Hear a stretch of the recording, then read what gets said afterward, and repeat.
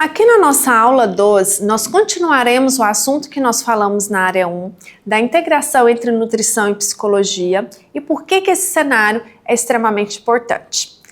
Então, saindo um pouquinho dessa área da biologia, vamos entrar em um conceito muito clássico que tem sido falado atualmente, que é a neurociência. O que é a neurociência? É uma área da ciência que estuda o sistema nervoso, especialmente o cérebro, e como ele se relaciona com as questões comportamentais, com pensamentos, com emoções, com os nossos aprendizados e com as funções do nosso corpo. A neurociência, pessoal, ela busca entender como o cérebro funciona, desde os processos mais básicos, como os controles dos nossos batimentos cardíacos, a respiração, até os mais complexos, como a nossa memória, as decisões, o humor, a criatividade e até mesmo a questão do amor. A neurociência, ela é um campo multidisciplinar e envolve conhecimentos dentro da área da biologia, da psicologia, da fisiologia, da medicina, da educação, da computação e até mesmo da inteligência artificial. Então,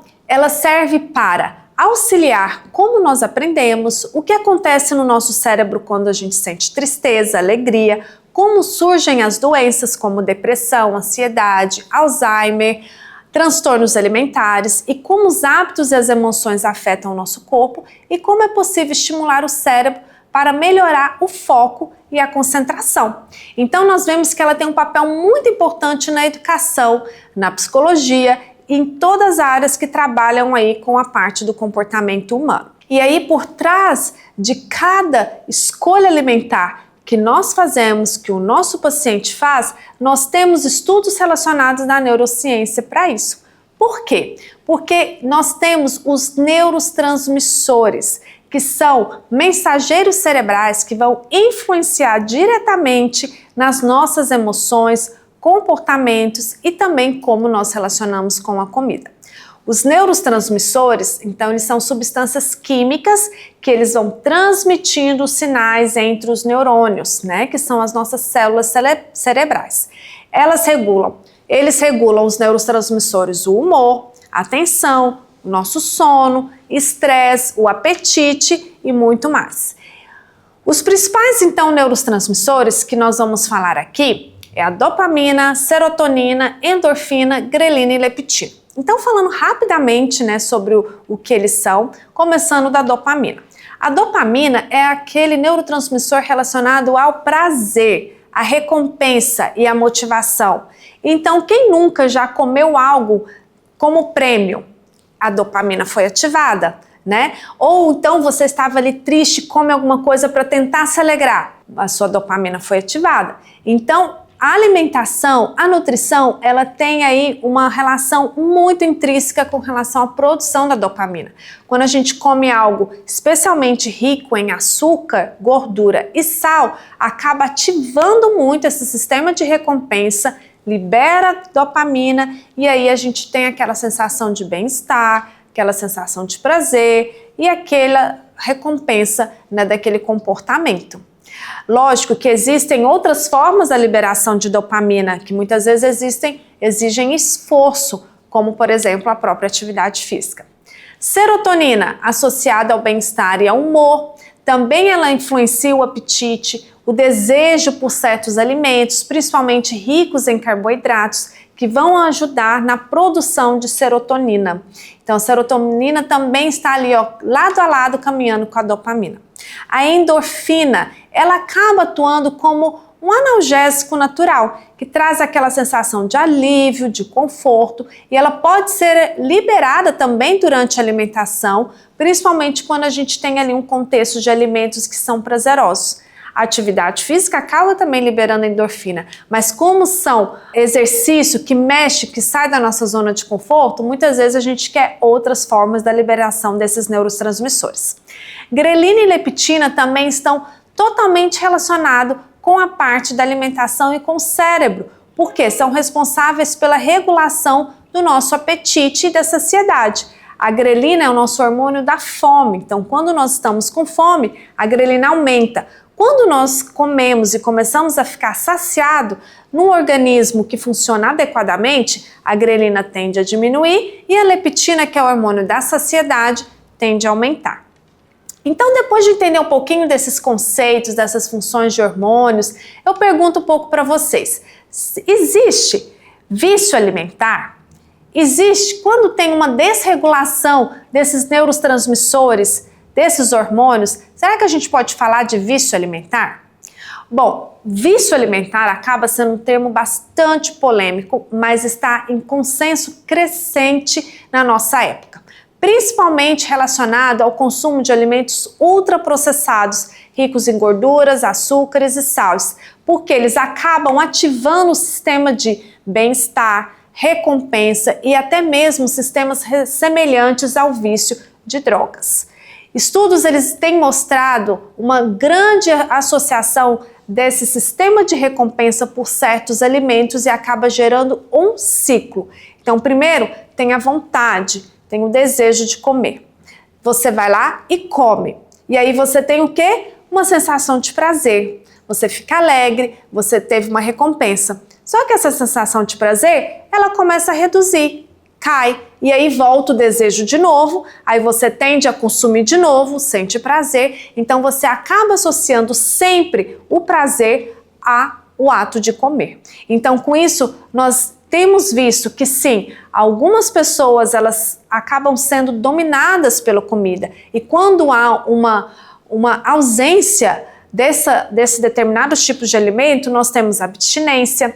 Às vezes o paciente começa a gerar uma grande compulsão, ansiedade. Então são sintomas relacionados à abstinência, como se fosse abstinência de drogas. Então o vício, ele vai trazendo aí uma ativação hormonal, por isso que torna-se quase que uma necessidade biológica, ao ponto da pessoa falar, eu preciso tomar café, eu não posso ficar sem café, eu não posso ficar sem chocolate. Então o vício, ele acaba sendo realmente real. Mas além dessa questão, né, dos vícios, das regulações hormonais, nós temos também respostas emocionais à alimentação. Então acaba ficando muitas vezes difícil de identificar no nosso paciente até que ponto é uma necessidade biológica, é um vício ou é uma ligação emocional àquele alimento. Porque desde a infância nós aprendemos a associar a comida com conforto. É ou não é uma forma dos pais alegrarem os seus filhos com determinados alimentos? Ou com um leitinho antes de dormir, né? Ou com determinada preparação que a avó faz, um bolo, alguma coisa assim. Você acaba se relacionando com o alimento como se fosse algo bom, como um alívio às vezes de um sofrimento e assim por diante. Então às vezes a criança, ela vai tomar uma vacina, a mãe não, você toma a vacina e depois você vai ganhar um sorvete. Então todas as vezes que ela tomar sorvete enquanto adulta, ela vai tendo aquela sensação de alívio, porque tem uma resposta emocional relacionada à comida. Então às vezes você nem está com fome, mas você vê aquele alimento que te traz aquele conforto emocional, o seu cérebro acaba disparando gatilhos que vão incentivar o consumo daquele alimento. Por isso que cuidar da mente é essencial para que a gente possa cuidar da alimentação. Então, nesse ponto, a gente acaba integrando novamente a área da nutrição, da psicologia e da neurociência. Porque assim, a gente vai entendendo o que se passa no cérebro e com isso a gente permite tirar o peso de julgamento, abrir espaço para mais autocompaixão, consciência e equilíbrio. Então vocês conseguem observar o quanto nós podemos ir além no nosso paciente do que só os aspectos biológicos, né? Então quando o nosso paciente ele acaba lidando de uma forma até leviana, né, com a alimentação, esses problemas todos podem acontecer. Por isso que é importante que a gente ressalte que o estilo de vida dual mudou e esses problemas relacionados, né, ao comportamento alimentar e à saúde mental, eles estão totalmente interligados. E além disso, nós não podemos deixar de falar aqui na nossa Masterclass da relação disso com ansiedade, depressão, compulsão e transtornos alimentares, como os principais, a anorexia e a bulimia. A ansiedade, ela gera um alto nível de tensão, de preocupação. A depressão, ela já está ligada mais à baixa autoestima, a sentimentos de culpa. E a compulsão alimentar é o consumo exagerado de determinados alimentos por um curto período de tempo. E com isso, podem estar associados aos transtornos alimentares, que é a anorexia, que ela envolve uma restrição extrema de alimentos, com medo de ganhar peso, e a bulimia, que envolve episódios de compulsão alimentar com arrependimento por isso e um comportamento compensatório como o vômito ou uso de laxantes, enfim. E essas condições, elas acabam não ocorrendo isoladamente, elas estão ali dentro de um ciclo de ansiedade, depressão, que acaba aumentando a vulnerabilidade do nosso paciente. Com isso, a pessoa pode desenvolver compulsão alimentar como uma forma de sentir aquele prazer, de sentir aquele alívio. E aí, com isso, também pode estar associado com a bulimia ou anorexia, na tentativa de reparar ou de compensar os episódios que aconteceram ali. Ambas essas alterações, elas mudam a percepção do indivíduo, aquela que ele tem de si mesmo, e também a percepção dele com as pessoas ao redor. Ele acaba tendo aí uma mudança da autoimagem, A compulsão alimentar, quando ela realmente está sendo colocada de uma forma totalmente desregulada, ela gera um estresse, ansiedade, tristeza profunda e ela torna um mecanismo de enfrentamento disfuncional. E o nosso paciente, ele acaba ficando aí todo voltado nesse ciclo. Então, essa interligação desses transtornos, ela é evidente. Muitas vezes elas acontecem simultaneamente ou uma vem seguida da outra e acaba gerando um ciclo vicioso que intensifica o sofrimento. E como então, sendo profissional da área da saúde, você que está aqui acompanhando essa Masterclass, pode ajudar o seu paciente a sair dessa situação? O que a gente pode fazer para melhorar a condição do nosso paciente? Lógico que a gente tem que ter uma visão interdisciplinar, uma visão multiprofissional de toda essa situação. Muitas vezes você sozinho dentro da sua área não vai conseguir resolver a situação toda do paciente, mas com algumas ferramentas certas você pode auxiliar e ao mesmo tempo encaminhar para outro profissional. Eu quero trazer aqui para vocês apenas uma que pode ter um impacto muito significativo no seu paciente, que é o Mindfulness, e que está dentro aí do Mindful Eating, que é um termo que traduzido para o português significa uma atenção plena, é um estado mental de consciência focado no momento presente. Muitas vezes é o que o nosso paciente precisa, seja para viver o seu dia a dia, seja até mesmo para lidar com a parte da alimentação. Então, é atenção no momento presente, sem julgamento, com paciência e confiança durante o processo, com não tanto esforço e ao mesmo tempo olhar como se fosse sempre a primeira vez.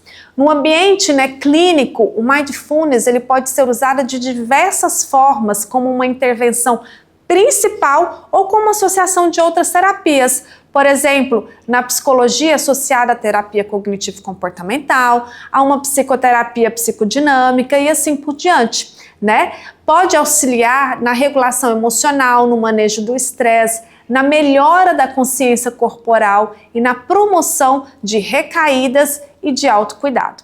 Então, é algo que os profissionais da área da saúde podem utilizar aí dentro da sua prática clínica.